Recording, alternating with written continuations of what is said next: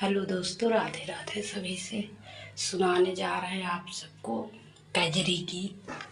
कैसे लगे comment box में ज़रूर बताना।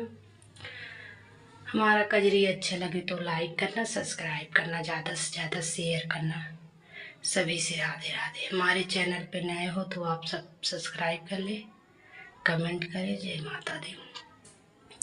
अभी राम जी से राणे नाम चाव पिया सियाला उठाव पियाना। अभी राम जी से राणे नाम चाव पिया सियाला उठाव पियाना।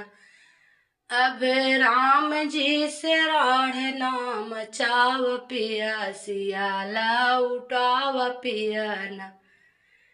आई है वीर हनुमान दे है लंका के जारे। आई है वीर हनुमान दी है लंका के जारे। अपने लंका के दहन ना कराव पी सियाला उठाव पियाना।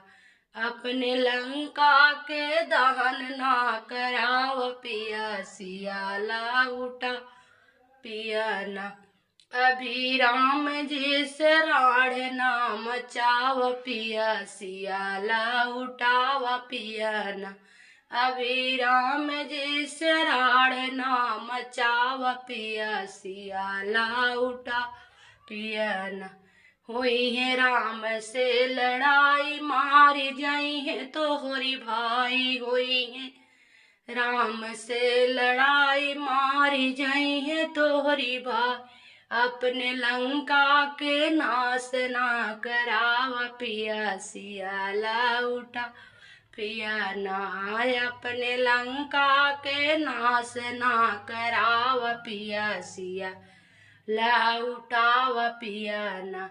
अभी राम जी से राणे नाम चाव पिया सियाला उठाव पियाना। अभी राम जी से राणे नाम चाव पिया सियाला उठाव पियाना। रात देखे हम सपनवा होइगा तोहरा निधनवा। रात देखे हम सपनवा होइगा तोहरा निधनवा। ये सपना के सच ना बनाव पिया सिया उठाव पियाना। ई सपना के सच ना बनाव पिया सिया ला उठाव पियाना। अभी राम जी से राणे नाम चा पिया सियाला उठाव पियाना। अभी राम जी से राणे नाम चाव पिया सियाला उठाव पियाना।